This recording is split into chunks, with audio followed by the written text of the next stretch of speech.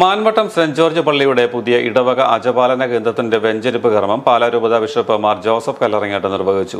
പേരുപോലെ തന്നെ പ്രാധാന്യമുള്ളവയാണ് അജപാലന കേന്ദ്രങ്ങളെന്ന് ബിഷപ്പ് പറഞ്ഞു. അജപാലന കേന്ദ്രത്തിന് മുന്നിൽ ബിഷപ്പ് ദീപം തെളിയിച്ചു.